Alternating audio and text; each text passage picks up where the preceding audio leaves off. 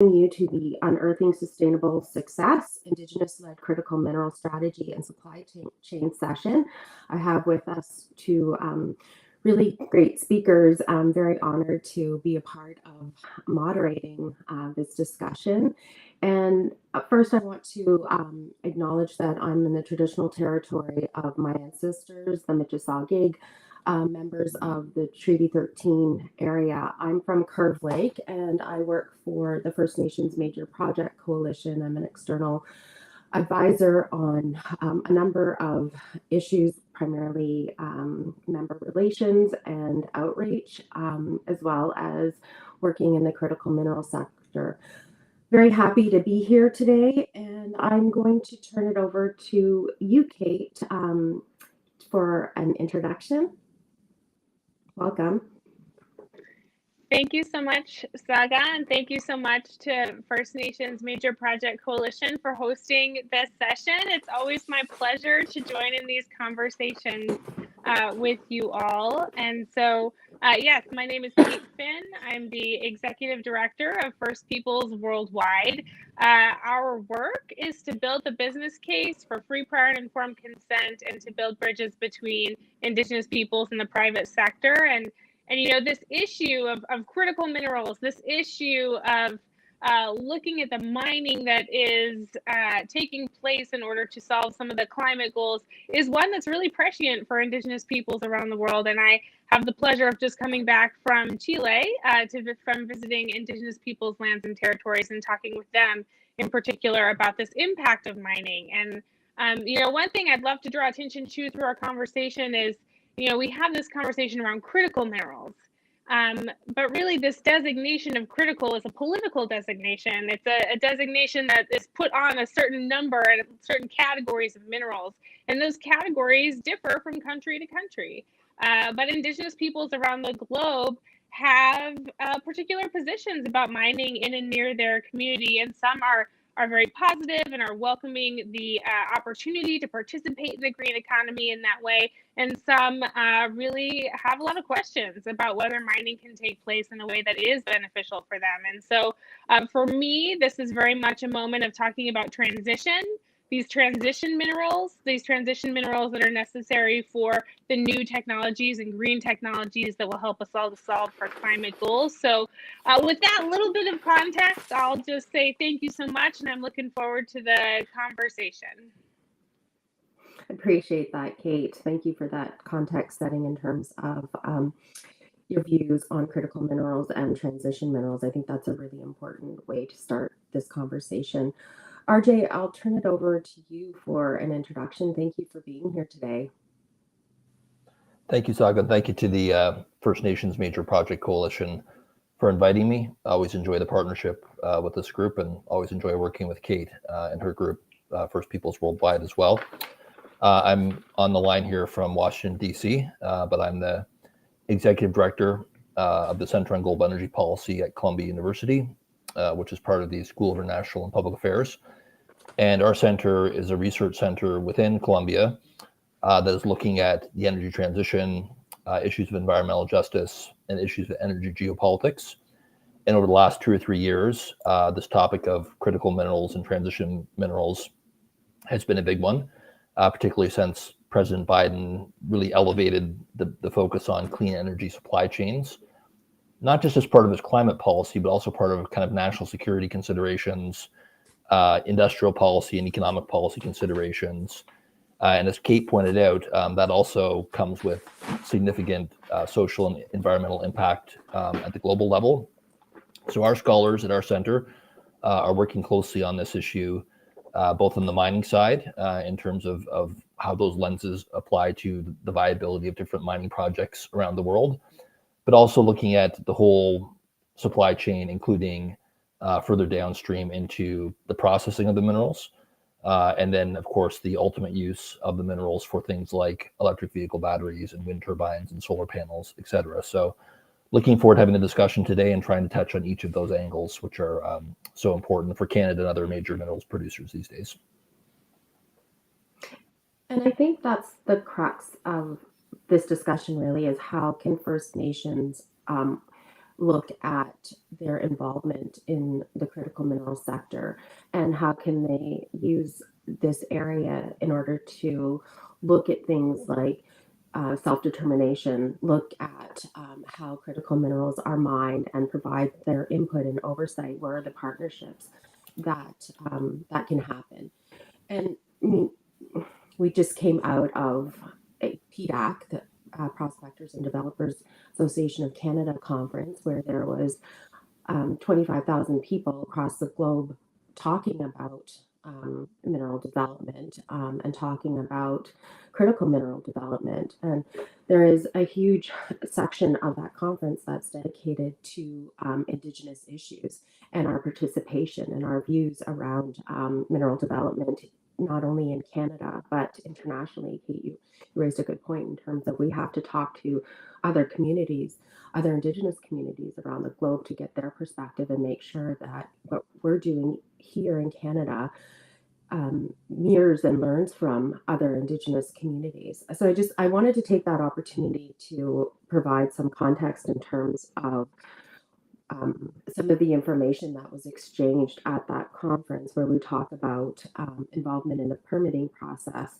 We're talking about supporting Indigenous workforce in the context of mining development. And I think those are very important conversations and ones that can't be left behind, especially in the context of our conference that's coming up, our Collective Advantage, Indigenous Consent. And I wanted just to highlight the conference and both of your participation in that context, and maybe iterate that the conference is taking place here in Toronto at the Sheraton Hotel, April 22nd and 23rd.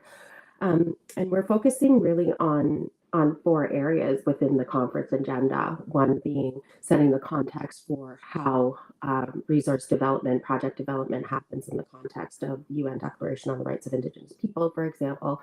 What does it mean to implement a project under the context of free, prior, and informed consent, as well as looking at the mining sector? How can we be involved in that? And both of your perspectives in the context of that is going to be so very important and a great lead up to the conference.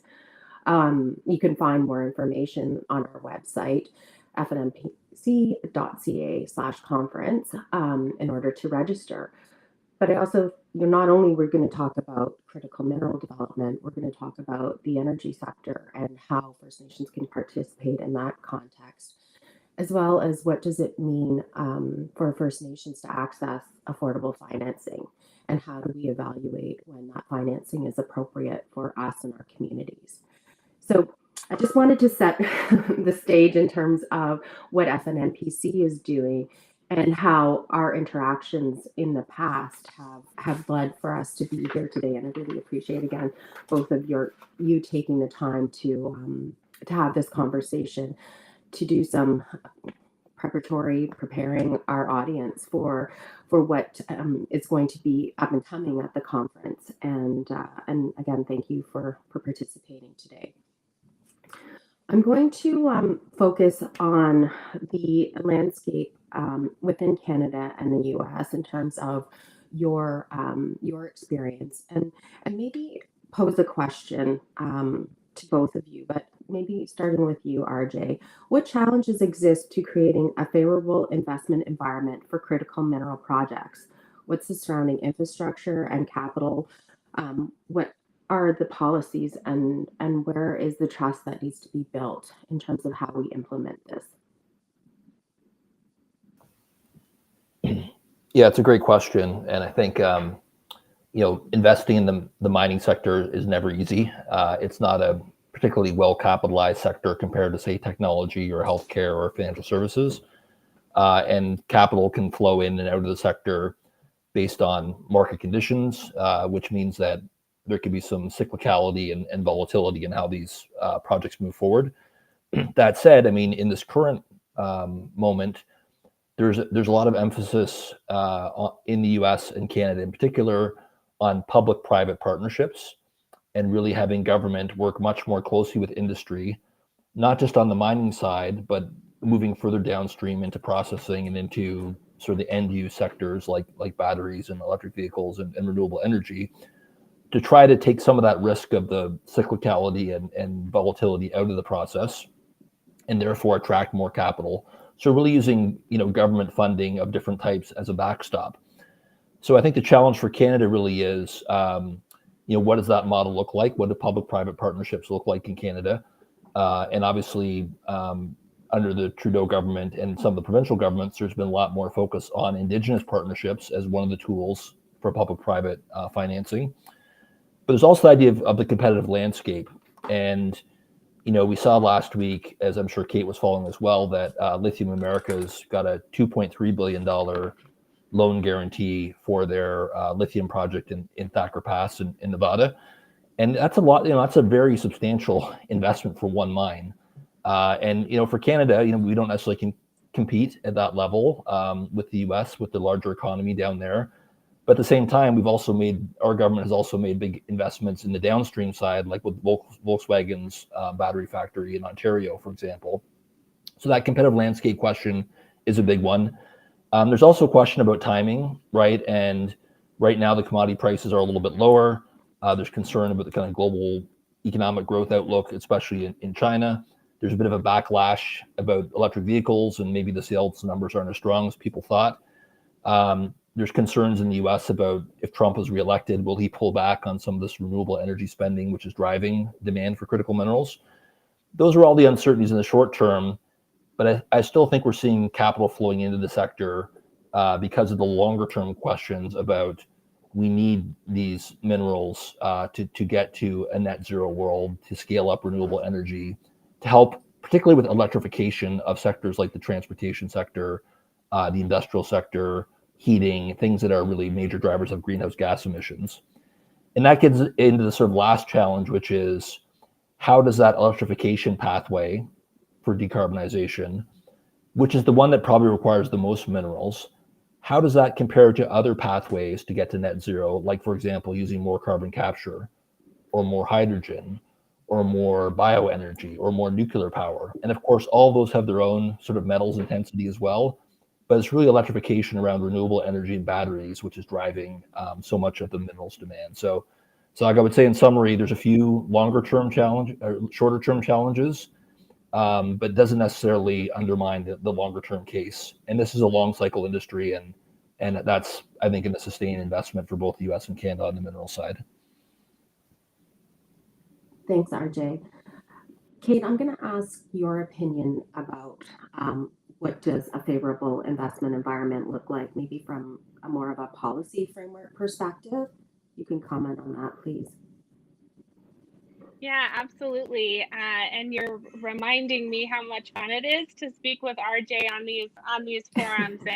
And if I can gush for a minute, really what I enjoy most about the FNMPC conferences and what I'm looking forward to in April is this is where the rubber meets the road kind of conference. So if we're really looking at like what opportunities exist to align Indigenous development priorities with the greater context of industry movement, of greater opportunity, of mining, of green energy, all of those different kinds of sectors and economic opportunities, FNMPC is the place where those conversations take place. And I look forward to hearing the specifics about what the deals are looking like. And so to end my gush there, what I'll say is I really appreciate, RJ, what you brought up around timeline. Because to me, a lot of this conversation about drivers for critical minerals, for transition minerals, drivers around the green economy has to do with timeline. There's a lot of urgency in terms on the mining side, on the deal making side, as you mentioned, the Thacker Pass deal that was done with GM, to drive on the ground development right this very second. And that urgency is coming from policymakers, from investors, from philanthropy, and from the corporate side. But really what we need to look at, like you said, is that this has a long-term timeline. We do need these minerals, but we need to increase the drive to get them in the right way. and to understand what Indigenous participation really looks like on the ground, and what the nuts and bolts of good and equitable deal sharing looks like, what the nuts and bolts of decision making and participation look like. And we need to incentivize that from the top in a very urgent way as well. Of course, the people of Red Mountain and numerous tribes around Thacker Pass still have not given their consent to mining in that area. And so that is a live issue that GM and Lithium Americas is taking on with their investment. And we really need to understand, I think, in this mix of timelines and timeline focuses, that risk is very present. It's very present around the world, and it's very present in the US and in Canada both, to drive change in a way that doesn't allow for consent to be surfaced. And so I think that is a big issue with timeline, and in terms of like the timeline for many Indigenous peoples is much longer and has a longer lead time as well when we're talking about consent. So from a policy standpoint, Saga, I would say that in the United States, we still have a consultation-based regime, not a consent-based regime. And so it is still incumbent on corporations to seek consent and to understand consent throughout their supply chain. Is there consent? What does that consent look like? How has it been codified? What are, at the end of the day, what are the priorities of the Indigenous communities that are most affected by this mining? And so the policy regimes still are inadequate to understanding consent. And so to me, it's incumbent upon investors and companies in all sectors to garner consent and to look at that from an Indigenous perspective. I couldn't agree more. Sorry, RJ. Well, yeah, I just think I was going to add that think about Kate's trip to Chile, and what are the drivers of sort of consent-based policy in different mining jurisdictions? We're talking about the U.S. and Canada, but we could easily talk about different Latin American markets, Australia, et cetera. And I sort of see 4 different drivers, which I think are playing out differently in different countries, which we could discuss. The one that Kate mentioned is sort of this risk management idea, right? That, if you have proper consent and buy-in from local Indigenous communities, you're probably going to have a more stable project and an easier pathway through the regulatory process and avoid the courts. That's one path, one driver. The other one is reconciliation, right? Which is moving faster in some countries than others, and maybe not at all in certain jurisdictions. Then there's a question of actually the sort of economic upside and opportunities, right? That you're actually creating new forms of value through an Indigenous partnership that are completely separate from risk. But it's the things like tapping into the workforce that you guys mentioned, for example, the Indigenous knowledge and things that can actually enhance a project. And then the fourth one is really what the consumers want. And here in this case, I'm referencing the big industrial consumers, right? Like the Teslas and the Volkswagens and the steel makers and all those companies that, increasingly are under their own sort of scrutiny for their supply chain. Climate's part of it, labor standards are part of it, but also, Indigenous consent is part of it as well. So there's, to your original question, Saga, about what's driving the policy, I think there's multiple factors, and they get different emphasis in different projects in different countries. But I think in Canada, credibly, probably all 4 are moving forward. In Canada, I don't know, but you know much better than I, but I think in the US, the reconciliation side is maybe a little further behind in terms of having some of those discussions. Yeah, I feel this urgency.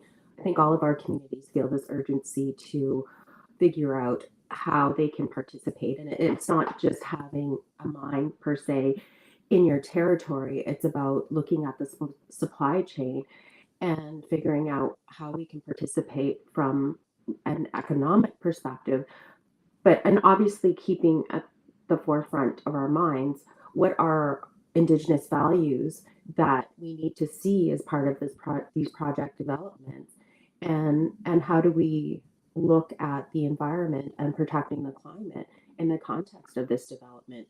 And I think what we're really trying to do at FNMPC is create that knowledge transfer so that communities don't get left further behind. And we're talking about the difference between consultation and consent. And I thought that was a really great point, Kate, because our communities need to be fully informed in order to provide that consent. We need to be fully formed in order to understand how we partner and how we participate. And those are really, really important aspects. And an important theme of the conference that we're going to be talking about. I mean, the collective advantage Indigenous consent speaks to volumes about how we see our participation. Um, and one of the values that we have is an understanding that if any development is going to happen, even globally, that it's happening on Indigenous lands. And we need to figure out where we participate in that. And, if we're having these discussions and building this capacity at a slower rate than those opportunities are being presented, or we're fighting a larger um, regime around environmental impact assessment and our participation, it's going to be a further detriment to our communities. But maybe just getting back to that notion that how we participate, I'm going to ask what opportunities exist that align with Indigenous community development interests and reaching the environmental and energy targets for 2050. RJ, you mentioned this in the context of working backwards to understand how we use various aspects of the energy sector, for instance, to get us to a place where we're decarbonizing the environment. And I'll just ask you to speak to that a little bit more, please. Yeah, I've had a couple thoughts about this, and I think when we look at the sort of full diversity of First Nations and tribes across the U.S. and Canada, clearly not all of them are directly in a position to benefit from significant investments in mining projects, right? Some are, but others don't have the geology or aren't in the right location for that. So it raises the question of what that model looks like. So in some cases, there may be downstream opportunities like around processing or manufacturing that relates to the energy transition and the electrification of certain industrial sectors. But then again, a lot of that is already clustered in big cities or in certain parts of the country. And if a certain nation is close to that, that's great. But as we discussed Saga last week, I think we talk about remote areas that maybe are far from the mining side and the industrial side. What are you sort of left with? And I think this idea of deployment, which saying, okay, if we're building the supply chain so that we can get more utility scale battery storage, or that we can get more solar projects, or clean transportation, how do we actually deploy that into remote communities, whether it's in the north or elsewhere, that could benefit from those technologies? And I think that in turn takes us back to the finance question. And I think there's some risk that when we talk about Indigenous finance, that the mega projects capture a lot of attention for obvious reasons, like big pipeline here, big lithium mine there. But I think this idea of the microfinance, right, which is potentially bringing this deployment idea of clean energy solutions to remote communities that maybe are relying on diesel or fuel or something like that, and instead maybe could look at a combination of a small hydro project or a solar project or a battery storage project. We need to include that as well, right, on the deployment side. And some of the same finance tools, albeit at a smaller scale, almost this microfinance idea, could be very relevant as well. So I think when governments look at Indigenous finance and they look at that as a way to sort of accelerate the energy transition, yes, you definitely need consent, and yes, you definitely need public-private partnerships. But it's important that those public-private partnerships on the finance side include the transformational mega projects, but also have a mind to the needs of smaller remote communities as well. Kate, I'll turn it to you and ask you about how you see communities participating in a net zero decarbonized economy and in the context of transition minerals. Yeah, I will repeat one of your talking points here to say that I think there's so many different ways for Indigenous communities to develop their economic priorities. And it's really neat to see the sort of economic pathways open up. And that can be, as RJ said, anywhere from like mining and processing and transportation and those things, but it really is as wide as we want it to be. It can be solar and battery storage, and then there's the digital transition that's happening as well. So the opening up of economic opportunity, no matter where tribes are located, I think to me is the most exciting part of this. And it is the leaders in these big mega projects that are really leading in terms of understanding what are the terms of an equitable deal? What are the terms of an equitable negotiation? What does good participation look like that can really kind of pave the way for Indigenous centered deal making? So to me, there's a real exciting opportunity. And I've seen, there's tribes in the Midwest of the United States that are building infrastructure around electrification and electric vehicles, and taking notes, frankly, from the development of broadband and other technologies that left Indian country in the U.S. Behind, and that didn't allow for the development of infrastructure. So there's a lot of opportunity here, I think, for at many multiple different scales. And so to riff off of what RJ is saying, that requires finance along a spectrum. That requires creative, integrated capital deployment for tribes that are ready for that. And it requires huge investments of a lot of different capital for these mega projects and everything in between. And so to me, there's a real incentive for tribes and First Nations to show where they want to go with this development. Do they want to create electric vehicle infrastructure on their lands and territories? Do they want to create a warehouse? Do they want to be involved in battery storage? What does that look like?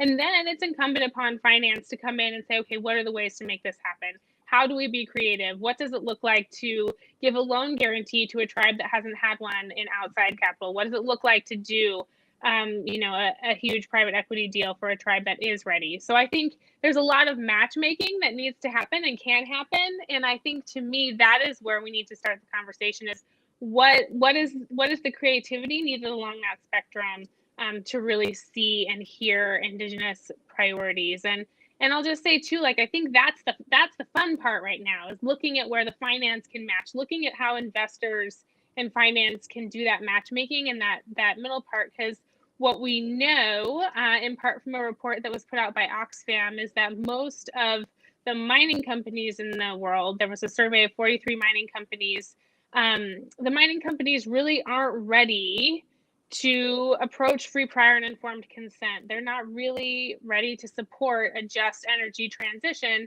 in terms of consent. And that's just looking at operational policies and looking at the interactions over the last number of years. So the battery mineral sector, that sector isn't quite ready. But I think Indigenous peoples are ready. First Nations and tribes are ready with their economic priorities. So how do we get finance and start matching economic priorities with financing that will grow good deals? Yeah, and I think that that's where the FNMPC really comes in terms of making those connections and making them real. Sometimes we talk about our participation, but it's very theoretical. And having a conference like the one coming up, our FNMPC conference, is about sharing those ideas and talking about what's in the realm of the possible and what has occurred, and showcasing where we're managing opportunities as opposed to managing poverty and managing crisis. And I think it's important for not only policymakers to be a part of that conversation, but industry to also hear that we're ready to have those conversations and understand how we can participate.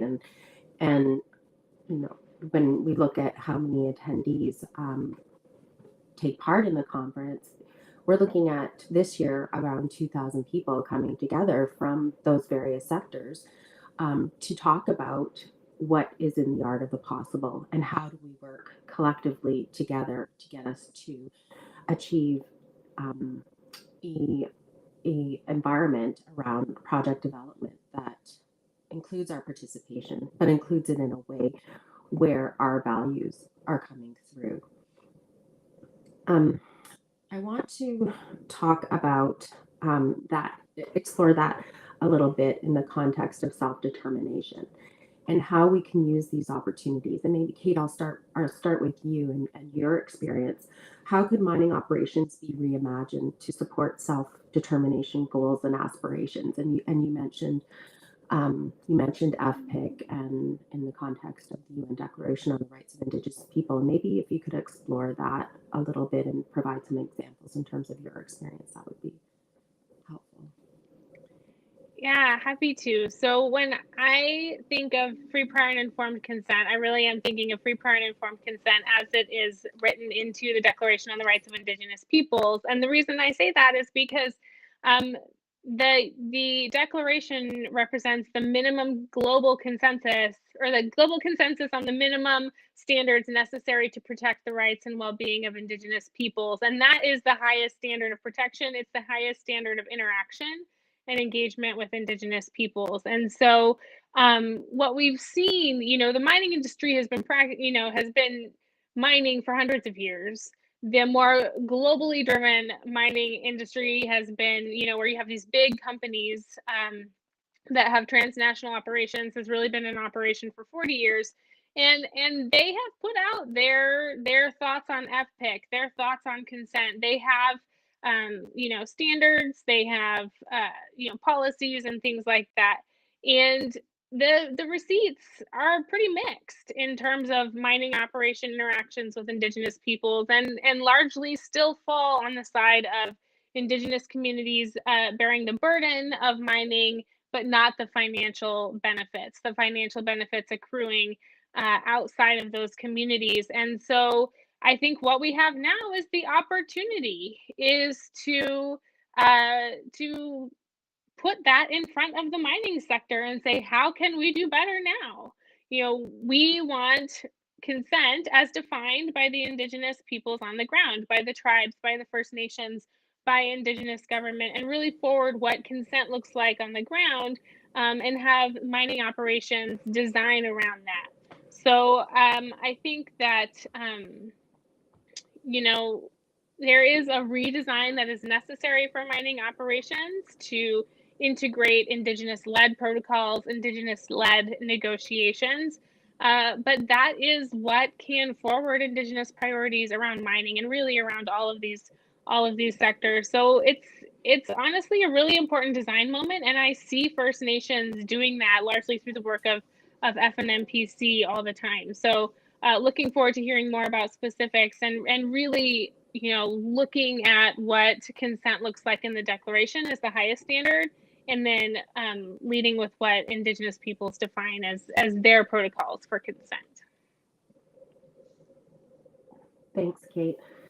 RJ, do you have any thoughts in terms of that specific area? Definitely. Yeah, definitely. It's interesting to hear Kate comment on this because it helps kind of illuminate some of my thinking, which has been as an academic and formerly as a consultant. Frankly, I would often hear a particular project discussed and the project developer or the local government say, oh, we have consent or we've done consultation. And then I would talk to the First Nation. They'd like, no, we don't have that.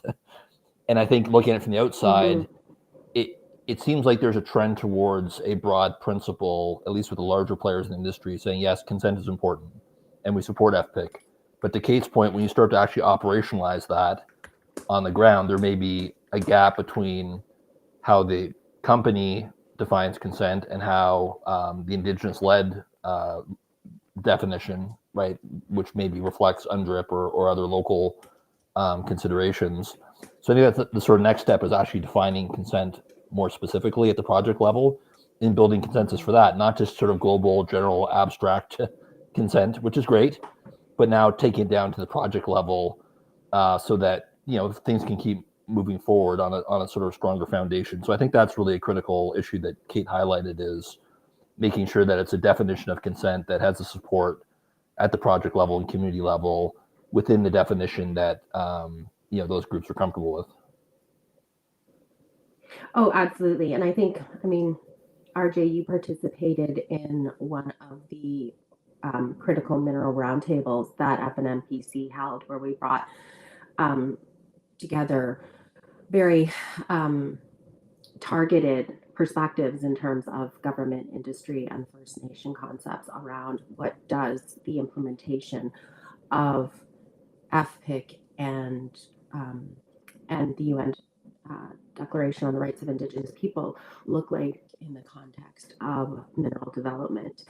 And from that roundtable process, we had drafted a report where we outline what FPIC looks like and the concepts of FPIC and made them tangible. And I think that, you know, sometimes that's missing from this conversation, where people where our communities are saying that we want to participate in a fully informed process, but not quite sure what that means. And maybe from the industry side of things, they're not understanding the language that we're using or the processes that we're employing. And we need to really think about those frameworks and those structures that lead us to a place where we're having commonality in the language that we're speaking and defining those processes that exist. I'm going to ask the audience now to identify some questions in the chat, and that we can talk about and put forward to RJ and Kate. One of those questions is, and I know that we've touched on this a bit, and maybe Dan asks or makes a comment about Ontario not being as far ahead as other jurisdictions when it comes to First Nations participation in project development. And I'm wondering if you can speak to why that is, and I have my own ideas about why that exists. And one of the kind of big initiatives that we're working on within the FNMPC is, again, that access to affordable financing and a loan guarantee program. And we've seen that lacking from a national context. And those jurisdictions, I would say, that have loan guarantee programs and robust loan guarantee programs are much further ahead in terms of First Nations participation in major project development. But you can comment on that, but maybe if there's other thoughts that you have and what are those barriers and challenges that some jurisdictions face and others don't. Kate, maybe I'll start with you.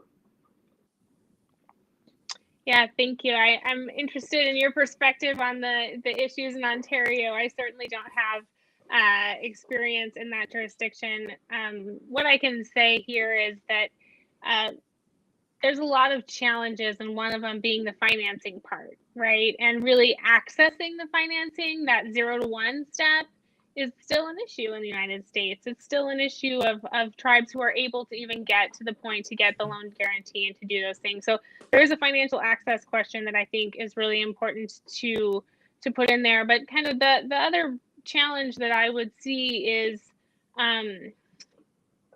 in the United States, I'll speak to in particular, a lot of companies rely on the EIS process and other processes to showcase what the tribe's perspectives are. But those EIS processes are based on consultation, they're not based on consent, and they don't always capture the perspective of the tribes, the true perspective, the fulsome perspective of the tribes and their own economic priorities. But from the company lens, it really doesn't actually capture the totality of the impact, the environmental impact, or the social risk impact assessment, anything like that. And so, reliance on domestic regimes, even in the United States, is really insufficient, I would say, for companies that do want to work with tribes and First Nations in a really robust and effective and participatory way. So a lot of the things that I talk to companies about are really looking at that domestic regime as a floor. That is a floor for information, but it is certainly not the ceiling. The ceiling is looking at FPIC as it is in the declaration and ensuring that the tribes and First Nations have access to the information and are able to participate in a more fulsome way. So that's a pretty generic answer, Saga, but that's the conversation I have day in and day out. Thanks. I mean, I think that these are very general kind of frameworks that we're talking about, and they need to be constantly reiterated so that these frameworks stick. And maybe RJ, I'll turn it over to you in terms of if you have anything to add about where some jurisdictions succeed and others don't. Yeah, I think Kate's point about the U.S.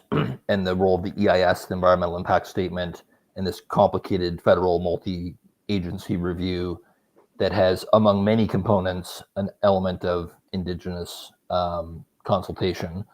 And that's kind of what I was referring to earlier in terms of, how do you know as a company or project developer when you've actually hit the bar? And I think the EIS process is very difficult to extract that, in my opinion. Going back to Canada and Ontario, the question there, and Saga, I know you have views on this being based in Ontario, but it seems to me that Ontario has opportunities, having created this new Ontario Infrastructure Bank idea, right, to kind of complement existing federal infrastructure programs, to really look at Indigenous partnerships, especially we look at the Ring of Fire, and our topic here obviously is critical minerals and transition minerals. Northern Ontario, Ring of Fire, there's already things happening up there. But the biggest barrier by far is Indigenous consent and infrastructure. And the infrastructure projects there will need a heavy dose of public support from governments because these are tricky projects, railroad, all that kind of thing, electrification. So I think there's an opportunity for Ontario to jump into this because, yes, those projects have to compete globally for capital. But one of the things that will help is having a robust framework of Indigenous consent and having that infrastructure in place. So I think that's something that Ontario should look at closely now that they've created this new program. Yeah, and I mean, you mentioned the very infrastructure of our communities being a challenge. And I think it's not only the physical infrastructure that challenges our communities and access to critical minerals. It's also the social infrastructure of our communities and the need to invest in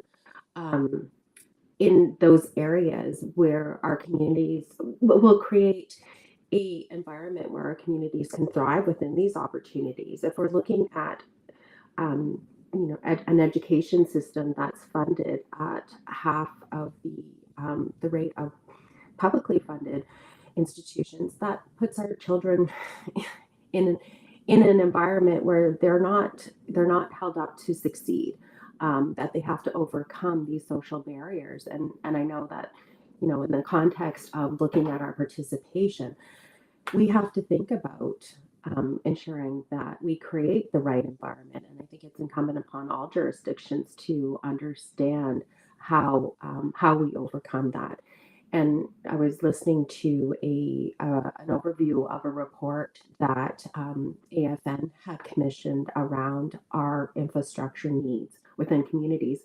And it would take $13 billion to get us the roads, the bridges, the schools, the hospitals that we need in order to participate in this economy. So we're overcoming that. We're doing it very fast. And we have to do it in an environment where we're looking at, again, our infrastructure needs. And I think one of the exciting things, and RJ, we talked about this last week, was can we use other sources or innovative sources of energy deployment when we're looking at investing into a resource sector economy and doing those same types of investments in First Nation communities. And again, the reliance on diesel fuel, for example, is hugely detrimental to our environment. And how do we create those mutual opportunities? And maybe if either of you want to comment, and again, I think this speaks to our consent and our consent seeing ourselves being advantaged as these processes move forward or these opportunities move forward. Kate, is that yeah, able to comment?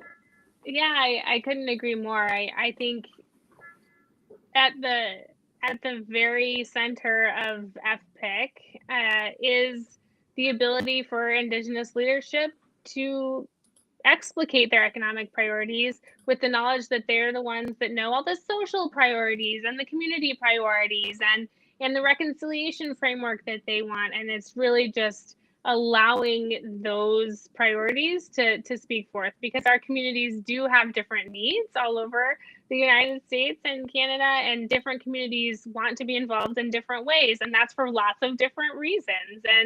And so I think that that's right on in terms of the point of consent. And I think really, one of the things that we have here with, the green economy, if we're going to get that big, and transition minerals here, is the ability to redesign what the mining sector's interaction looks like with Indigenous communities. And that redesign moment can be tricky given all of the timing and all of the different incentives. But it is Indigenous leaders who know the community priorities. It's Indigenous leaders who know where's a go and where isn't a go and things like that. So just saying, I think that redesign moment is tricky, but I think now is the opportunity to see more of a solutions-based focus in terms of bringing Indigenous leaders to the table. And I totally echo what you're saying about local choice, because it's good that the kind of different pathways towards Indigenous finance have grown so quickly, but one can imagine that at the community level, it creates confusion and uncertainty about which path to take, right? That Saga was talking about the need for benefit sharing to support traditional social infrastructure and physical infrastructure. So that's one end of the discussion. The other end of the discussion goes all the way up to things like equity participation, right? Which is great, but comes with more risk and more complexity and more need for support. And then in between, there's all kinds of royalty-based and all kinds of other frameworks that could be put into place. But as you said, Kate, it really should be part of that consultation consent should be making that selection based on what's best for the community, how much risk they want to take, what priorities they want to set locally. And I think FMPC, to give them a pat on the back, I think they've done a good job of creating that sort of institutional knowledge that different communities can tap into to help make good decisions from an informed perspective. I think that's very important, and the toolkits that we design in order to build communities' capacity around their participation in these opportunities is one of the benefits that FNMPC has provided to First Nation communities. And I think about, some of the questions that were being asked in the chat is around what are those aspects or those components of consent and success, and what do they look like? And one of the things that we've spent a lot of time and energy on is our cultural toolkit, and looking at how we specifically can create participation in the impact assessment process so that we see ourselves developing along the same lines, and we see the evaluation of what our maybe holistic worldview is when it comes to creating a impact assessment process where we're the ones evaluating and providing those standards and looking at those impacts. And I think it's really important when we're talking about looking and translating consent to project moving forward, that we look at the creation of those frameworks and those values. And I know both of you have been really important in that context, whether it's creating the Business 101 toolkit to help build the capacity of our communities, and whether it's like sharing examples from across the globe in terms of what does good look like and what is in the art of the possible when it comes to our participation. So not only from a participation in the supply chain process, but what does true equity look like, and how can we push the envelope in terms of creating a framework where that just automatically happens. And I don't know, like RJ, do you have any comments in relation to some of those projects where we would look at creating that overarching framework? Yeah, I think it's, I'm not sure this answers the question or not, but I think it just maybe shows the range of possibilities that right now, so much of the conversation is about access to capital, right? That First Nations need more capital so they can, finance their share of participation in these projects. But if you actually think about, 5 or 10 years down the road, when a lot of these projects across this clean energy transition are bearing fruit, it's going to be another kind of opportunity, right? Which is now deploying your own capital that's been sort of earned from these projects and almost self-financing, right? That becoming a sort of deployer of capital. So right now it's about access to capital, and at some point in the not so distant future, it could become about deployment capital. And I noticed that there have been some announcements in Canada about starting to see some of the first Indigenous-owned private equity firms. That's great, right? And private equity firms are either raising money from third-party investors or they're reinvesting their own funds. And I think we'll see a point in the not too distant future where we're going to need additional capacity building so that the money that Indigenous communities are earning from these projects can be redeployed either in their own communities or maybe even other types of projects around the world. So that's something to think about down the road, and starting to build capacity for that now, I think, is important as well. Thanks. Kate, do you have any comments? Yeah, I agree. I think it's incumbent upon us to look at the future and these future economic opportunities that we'll build, and to do so in a way that brings along all of these different communities wherever they may be. And to go back to RJ's point before, these minerals exist where they exist in the ground. They don't exist in all communities. But we can, all of us, be brought into a better conversation around consent and look at consent as a baseline from the spectrum of consent, and really then looking at, like, okay, how is capital deployed in these kind of projects versus these? How are community benefit agreements deployed in these projects versus these? And really building a bigger toolbox for all tribes and First Nations wherever they want to step into the economy. And I think that is the opportunity we have, is to build from that place of consent, whether it be a full no or whether it be a full yes, and to really showcase all of the variability along that spectrum. Mm-hmm. And I mean, some of the innovative ways that communities are looking to finance themselves and reinvest in themselves is collectively pooling the resources that they get from these community benefit agreements, and trying to figure out what are what's the evaluation mechanism that they can use to invest in mining activity that's taking place within their traditional territory. And I think that that's really key to getting to consent, is seeing a full partnership on the financing side, where we're looking at our collective opportunities, and then determining from there where investments can lie and when we think a project can move forward. And I think that's also a full implementation of ESGI.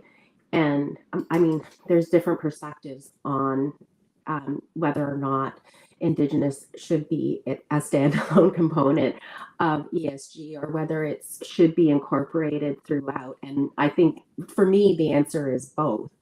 And I think it's until we have a fully robust framework that looks at evaluating the I in ESG, we need to make sure that we're constantly talking about it and it doesn't get subsumed by other things.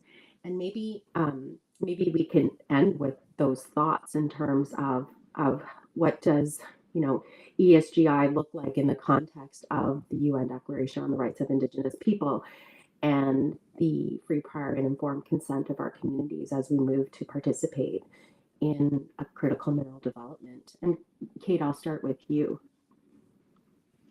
Yeah, so and thank you so much for leading this conversation today. And I would just say I agree. I think that Indigenous flows through all of ESG, as and the UN Declaration flows through all of ESG, whether we're talking about biodiversity, intellectual property, and then rights to care for our children. You know, rights to have our children speak the language that we speak, rights to participate in decision making. You know, I think the ESG framework needs to look at the eye through all of it, and also consider the additional steps it needs to take to fulfill the mandates of the UN Declaration. And so I absolutely agree. I think consent is the starting place, and I think it's important to know here, and what I'm looking forward to about this conference still is, Indigenous peoples around the world don't always have access to all of these different negotiation tools and community benefit agreements and all of these things.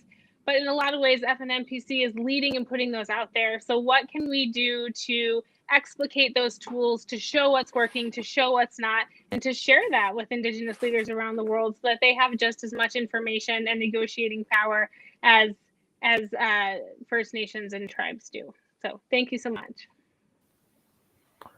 Yeah, and I would just add, look, ESG has become more and more controversial. I mean, some people say that the environment thing is too focused on climate. Other people say the social aspect has been underdeveloped and should have included more Indigenous considerations. Other people say governance doesn't belong. It's a whole other set of issues.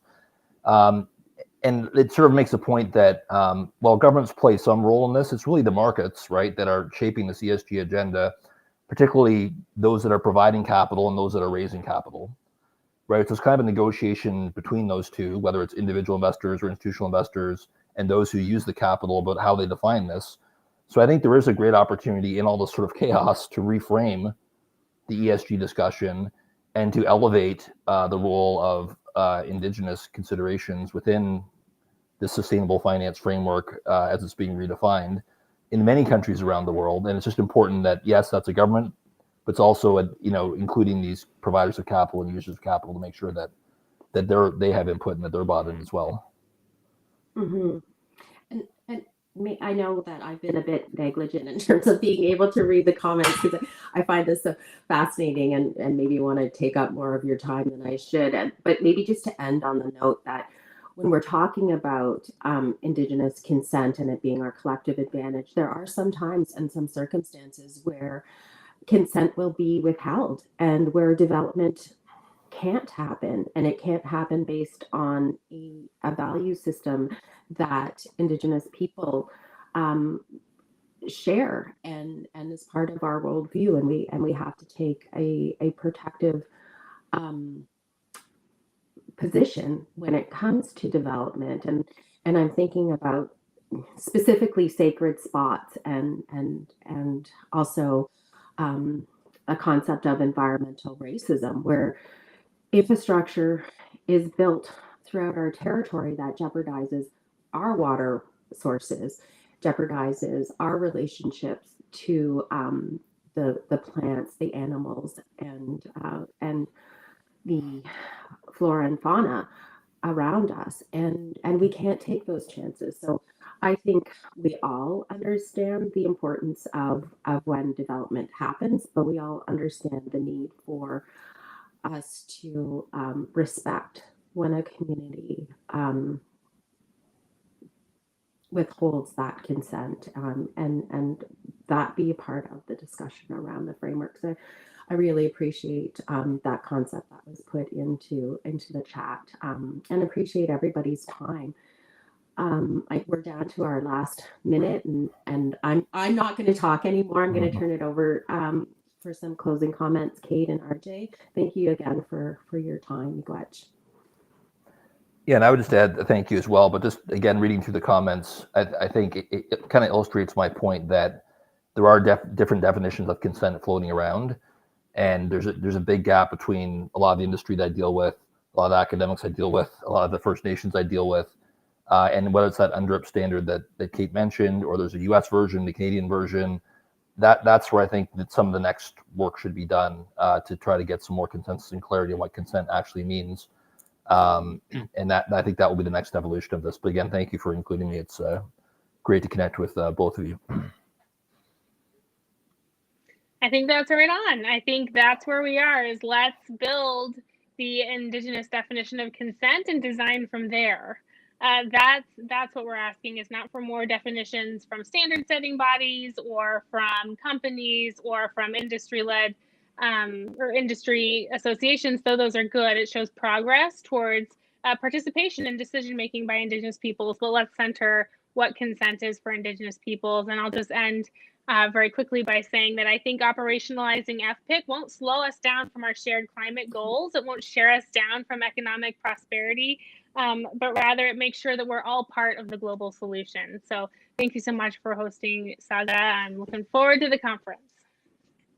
Me too, and I'm looking forward to your participation at the conference. And again, we can find more information on the upcoming conference, April 22nd and 23rd, on the fnmpc.ca website. And yeah, that has all the information we need, and looking forward to seeing you all there in person. Thank you much for your time.